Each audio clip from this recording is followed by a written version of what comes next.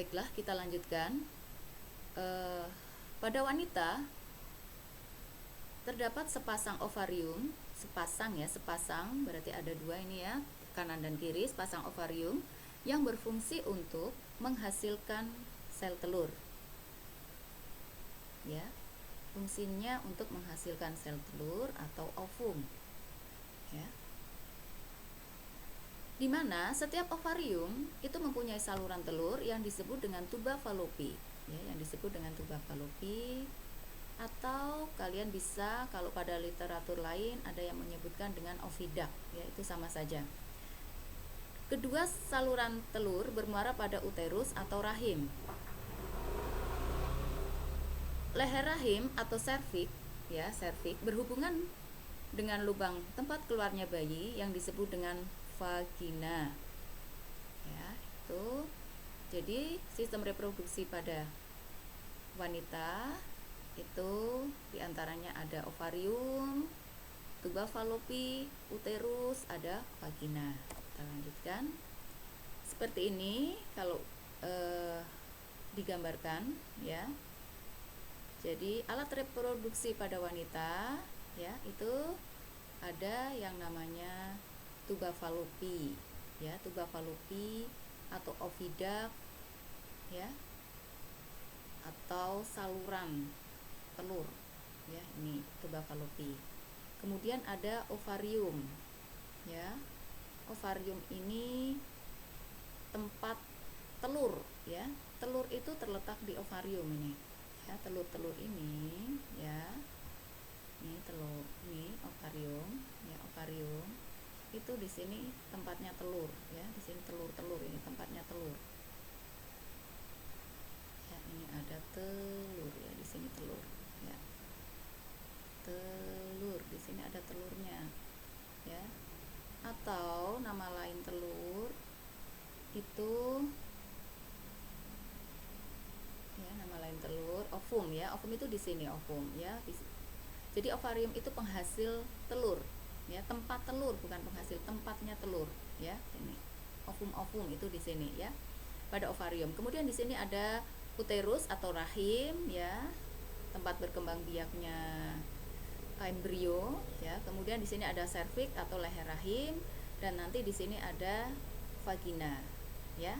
Di vagina ini sebenarnya ada bagian lagi yang disebut dengan labium mayora dan labium minora, ya. Tuh. Kita lanjutkan. Pada pembuahan atau fertilisasi, ya.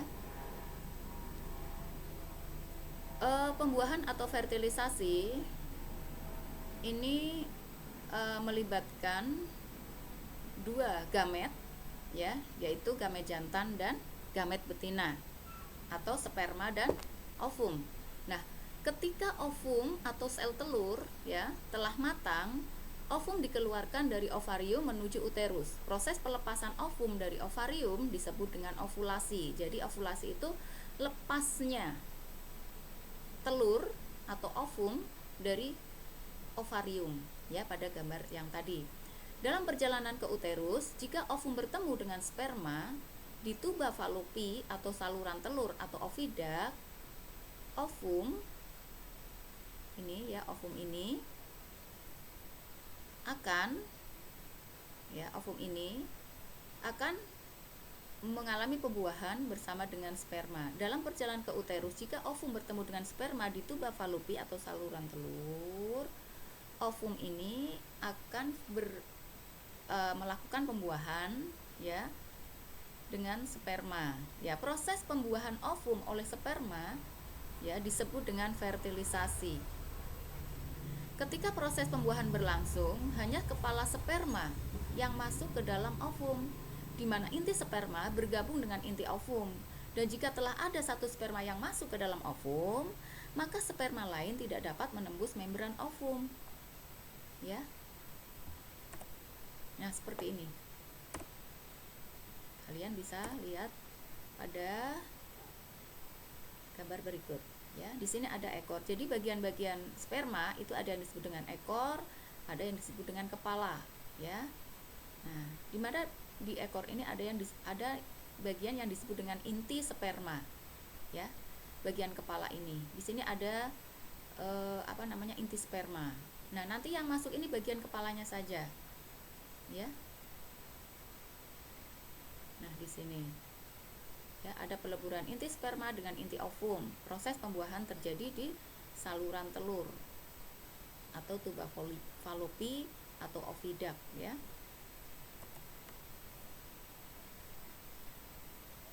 Kita lanjutkan pada pertumbuhan dan perkembangan embrio. Hasil pembuahan ovum oleh sperma disebut dengan zigot, ya. Tadi terjadi fertilisasi akan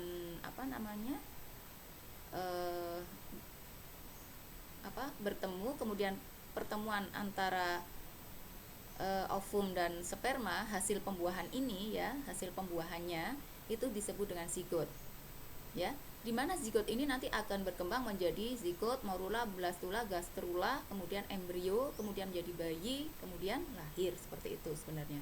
Zigot terus bergerak dari saluran menuju uterus atau rahim, ya, akan bergerak.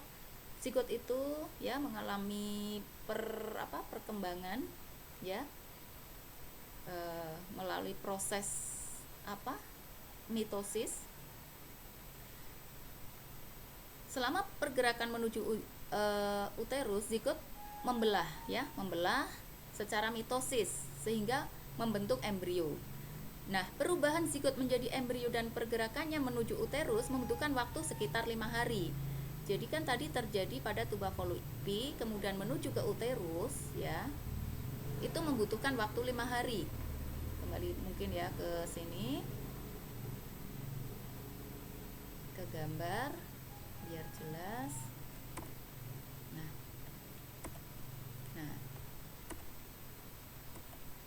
gambar sini, ya, perjalanan dari tuba falopi, ya, dari sini, ya, tuba falopi ini, ya, dari tuba falopi, ya, ke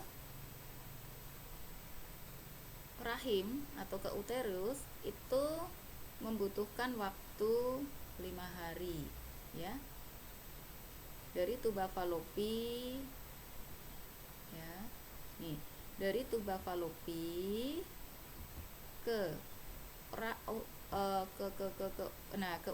uterus. Nah, ini ke uterus. Nah, ini membutuhkan waktu 5 hari, ya. Ya, dari sini nih. Dari sini ke sini ini waktunya berapa? 5 hari, ya. Dengan pembelahan yang dilakukan adalah pembelahan mitosis. Bentar ya. Pembelahan yang dilakukan mitosis. Nah, ini membutuhkan waktu 5 hari. Ya. Nah, di sini membutuhkan waktu 5 hari. Ya.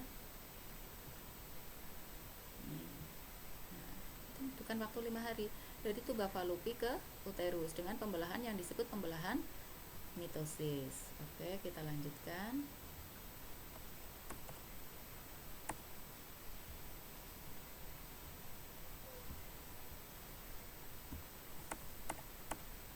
Ya, sampai sini tadi. Perubahan zigot menjadi embrio dan pergerakannya menuju uterus itu membutuhkan waktu kurang lebih 5 hari. Nah, pada hari kelima embrio telah sampai pada uterus dan hari ketujuh embrio menempel pada dinding rahim. Nah, seperti ini, ya. Proses pembentukannya.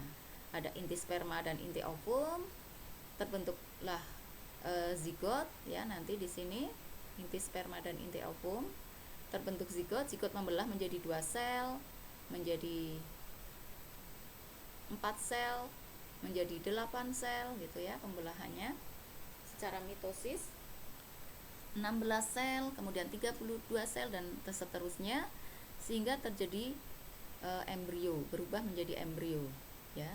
Kemudian hari ketujuh, ya, itu menempel pada dinding rahim. Nah, ini pada hari ketujuh. Perjalanan dari tuba falopi ke uterus ini kurang lebih 5 hari. Kemudian proses menempelnya itu dari